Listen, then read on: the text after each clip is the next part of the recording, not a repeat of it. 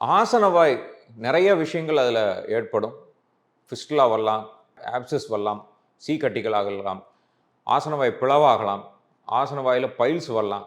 நம்ம எது வந்தாலும் நம்ம உடனே சொல்கிறது வந்து அதில் பைல்ஸ் வந்துருச்சுங்க, அவ்வளோதான்.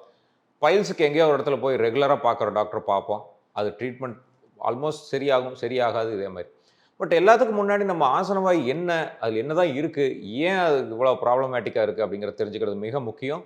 அனாட்டமி வந்து நம்ம தெளிவாக தெரிஞ்சுக்கிட்டோம்னாலே யார் பெஸ்ட் டாக்டராக இருப்பாங்கங்கிறதையும் நம்ம செலக்ட் பண்ணிக்க முடியும். நான் doctor Ashok, Shakti fertility and Srichakra மருத்துவமனை. இந்த வீடியோ உங்களுக்கு பயனுள்ளதாக இருந்ததுன்னா கண்டிப்பாக இந்த சேனலில் இருக்கிற பிளேலிஸ்ட்டில் போய் ஃபிஸ்டுலா அப்படிங்கிற ஒரு பிளேலிஸ்ட்டை செலக்ட் பண்ணி அதில் ஆல்மோஸ்ட் ஒரு 25 to 35 வீடியோஸ் இருக்கும். எல்லா வீடியோஸையுமே பாருங்கள். இதை பற்றின எல்லா டவுட்ஸ் இருந்தாலும் கிளியர் பண்ணிக்கோங்க. மேற்கொண்டு டவுட்ஸ் இருந்தாலும் கமெண்ட் செக்ஷனில் கேள்விகளாக கேளுங்க. தொடர்ந்து அதை பற்றி டிஸ்கஸ் பண்ணுவோம்.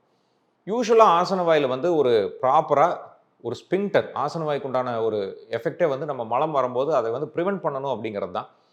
ஏன்னா எந்த அனிமலாக இருந்தாலும் மலம் கழிக்கிறதுக்கு அது விருப்பப்படும் பொழுது தான் அது கழிக்கிற மாதிரி எவரையும் படைச்சிருக்கலாம். ஸோ இதுக்கு யூஸ் ஆகிறது தான் வந்து ஸ்பிங்டர்ஸ். இந்த ஸ்பிங்டர்ஸுங்கிறது வந்து 2 வகைப்படும். எக்ஸ்டர்னல் ஸ்பிங்டர், வெளி தசைகள், உள் தசைகள், 2 ஸ்பிங்டர் இருக்குது, இன்டர்னல் ஸ்பிங்டர். ஸோ இது என்ன பண்ணும் அப்படின்னா, நம்மளுக்கு ஆசன வாயில் மோஷன் வந்து சேர்ந்துருச்சு, நம்ம வந்து மோஷன் போகணும்னு நினைக்கும் பொழுது நம்மளுடைய வாலண்டரி கண்ட்ரோலில் நம்ம போய் ஒரு இடத்துல இருந்து அந்த ஸ்பிங்டரை ரிலாக்ஸ் பண்ணும்போது மோஷன் வெளியே வரும். இதுதான் இயற்கை.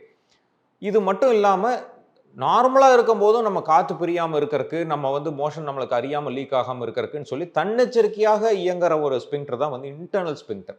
ஸோ ஆட்டோமேட்டிக்காகவும் ஒரு ஸ்பிங்டர் இருக்கணும், நம்ம கண்ட்ரோலையும் ஒரு ஸ்பிங்டர் இருக்கணும். இதுதான் ஆட்டோமேட்டிக்காக இயங்குறது இன்டர்னல் ஸ்பிங்டர், தன்னெச்சரிக்கையாக நம்ம கண்ட்ரோலில் இருக்கிறது எக்ஸ்டர்னல் ஸ்பிங்டர். இது 2ம் சேர்ந்தது தான் வந்து ஆசனவாயோட ஃபங்க்ஷன். இதில் வந்து ஏதோ ஒரு இடத்துல சி பிடிச்சிக்கிச்சு அப்படின்னா, இந்த காம்ப்ளெக்ஸான ஒரு சிஸ்டத்துக்குள்ளார அங்கங்கே சி வந்து கிளைகளாக பரவி அது வந்து பௌத்திர கட்டிகளாக ஃபிஸ்டுலாவாக மாறிடும். ஸோ ஃபிஸ்டுலா வந்து ஒன்ஸ் வந்துருச்சுன்னா இந்த 2 ஸ்பிங்டரையும் காப்பாற்றுறது ரொம்ப ரொம்ப இம்பார்ட்டன்ட். இல்லைன்னா ஆப்ரேஷனுக்கு அப்புறமோ ஏதோ ஒரு ட்ரீட்மெண்ட்டுக்கு அப்புறமோ நம்மளுக்கு ஒரு கண்ட்ரோல் இல்லாமல் ஒரு மோஷன் போகிற சூழ்நிலை ஏற்படலாம். ஆசன வாயில் நம்ம மோஷன் கண்ட்ரோல் பண்ணி வச்சுக்கிறதுக்கு 2 ஸ்பிங்டர் இருக்குங்கிறத நம்ம பார்த்துருக்குறோம். Internal sphincter and external sphincter. அதாவது நம்ம மோஷன் வந்து இன்வாலண்ட்ரியாக நம்மளுக்கு தெரியாமல் மோஷன் போகாமல் இருக்கிற காப்பாற்றுறது இன்டர்னல் ஸ்பிங்டர். வாலண்ட்ரியாக நம்ம எப்போ மோஷன் போகலாம் அப்படிங்கிறத நம்ம கட்டுப்பாட்டில் எடுத்து மோஷன் போக வைக்கிறது எக்ஸ்டர்னல் ஸ்பிங்டர்.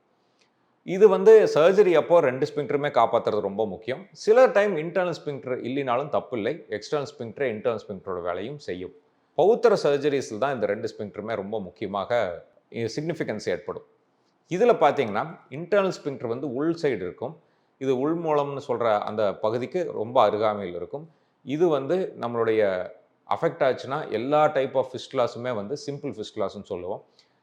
எக்ஸ்டர்னல் ஸ்பிங்டர் நம்ம வாலண்டரியாக கண்ட்ரோல் பண்ணக்கூடிய ஸ்பிங்டரை சுற்றி இருக்கிற ஃபிஸ்டுலாஸ் எல்லாமே காம்ப்ளெக்ஸ் ஃபிஸ்டுலாஸ்ன்னு சொல்லுவோம். ஸோ எந்த பௌத்திர கட்டியாக இருந்தாலும் இந்த ஸ்பிங்டரோட ஆர்கிடெக்சர் எந்த துவாரம் வழியாக வருது இதெல்லாமே தெரிஞ்சிக்காமல் நம்ம ஒரு ஃபிஸ்டுலா சர்ஜரி மேற்கொள்கிறது மிக ஆபத்தாக முடியலாம். ஃபிஸ்டுலா பற்றின நிறைய விஷயங்கள் வந்து நம்மளுடைய யூடியூப் சேனலில் பிளேலிஸ்ட்டாக பேசியிருக்கிறோம்.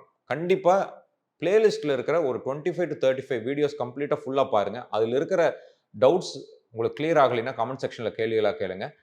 கம்பல்சரி அதை பற்றி தொடர்ந்து டிஸ்கஸ் பண்ணுவோம். ஆரோக்கியமான வாழ்க்கை வாழ அன்பு வாழ்த்துக்களுடன் டாக்டர் அசோக். நன்றி, வணக்கம்.